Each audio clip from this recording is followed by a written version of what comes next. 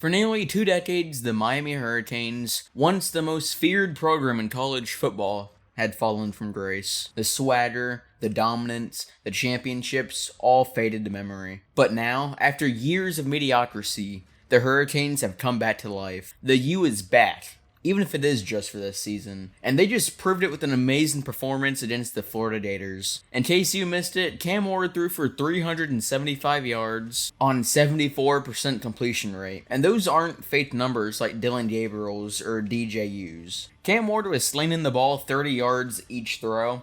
And I will say, they all looked very Mahomey. If you're like me and weren't alive when the U dominated college football, let's go back a few decades. In the early 2000s, the Miami Hurricanes weren't just good. They were legendary, and they made you know it. The U produced NFL stars like Ed Reed, Ray Lewis, Michael Irvin, Frank Gore, and so many more. They dominated college football with 5 national championships, and a reputation for hard-hitting, fast-paced, swagger football. But after their last championship in 2001, stuff started to unravel. Coaching changes, NCAA sanctions, and inconsistent recruiting all contributed to a slow decline. For nearly 20 years, the Hurricanes struggled to recapture their former glory. Often shown flashes, but never quite putting it all together. The 2017 Miami Hurricanes were pretty good. They went 10-3 and had NFL stars like David Njoku and Jalen Phillips. They also had great games like against Notre Dame, but it was just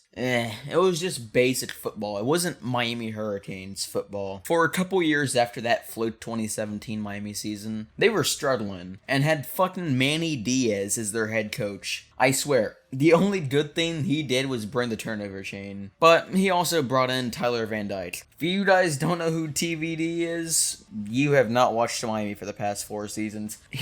Just saying his name gives me PTSD.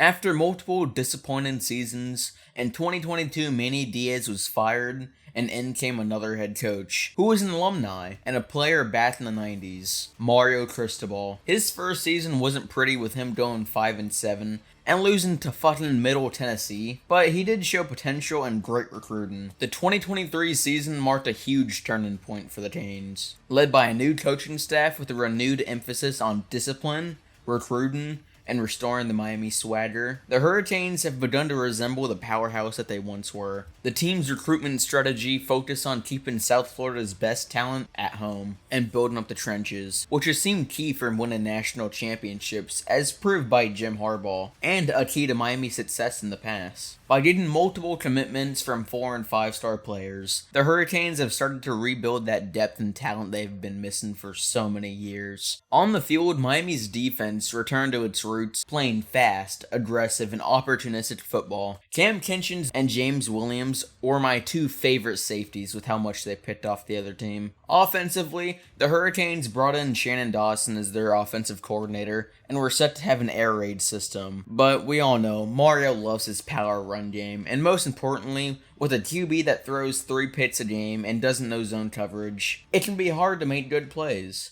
This Miami team had the potential to go 12-0 and make a playoff run rather than FSU, but with Van Dyke, they went 7-5 with a sad bowl game loss to the Rudders. With this, TVD finally left for Wisconsin, and Mario Cristobal knew this team needed to fill in as many gaps as possible, starting with quarterback. After months of speculation where Cam Ward would go, he decides to enter the NFL draft. Though, after a couple days, he decides to stay in college football and join the Miami Hurricanes. This is probably the best decision he could make, since I could see him going the Trey Lance route, just not a first-round pick. Miami also stocked up on offensive line members and got a running back, Damien Martinez, who is already NFL ready. They also got Washington safety Mish Powell, who I was super hyped about since I love the Huskies, and he did great for them. He was also a pretty big reason on why they made it to the Nationals. But they went for the defensive line the most, which was weird, but it was understandable. The defensive line was by no means a weakness.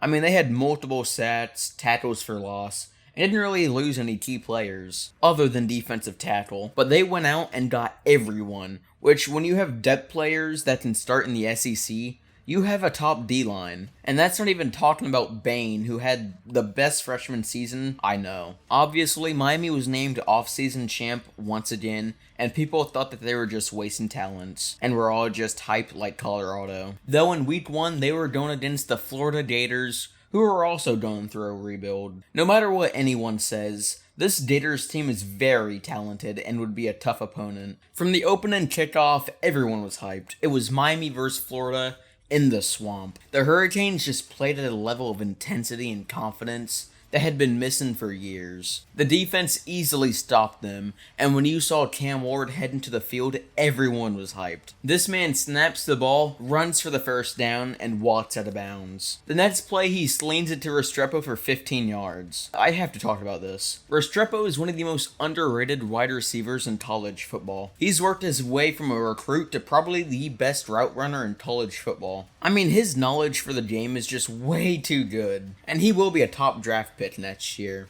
But anyways, each play was just Cam Ward doing a Patrick Mahomes spin move into a 30-yard laser. Damien Martinez was running over people, Jacoby George scores a touchdown, and makes the defender sit in the bushes. What? By the end of the game, the scoreboard didn't show just a win. It showed a statement. The Hurricanes, with their new roster, had outclassed the Gators in every possible way this game. This wasn't just a victory. It was a declaration that Miami was back, and they were ready to compete with the best in the nation. They have a really easy schedule with their only 2 teams to worry about being Louisville and FSU. But if they continue to play like this, I think we can have a 2023 Texas season coming. But this win was just so much more than a win. Hundreds of recruits were just there and saw the Gators get massacred. And it should have been much better than 41-17. But after the game, top recruits like DJ Pickett even said this changed a lot in his recruitment process. Now, Miami still has 11 games to go,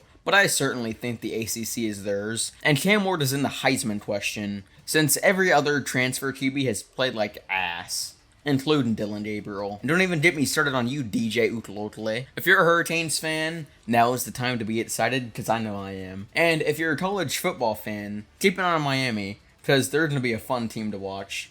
And they're coming for everything. Make sure you drop a like, subscribe, and turn on notifications. I'll be back with some NFL college football content soon. Peace.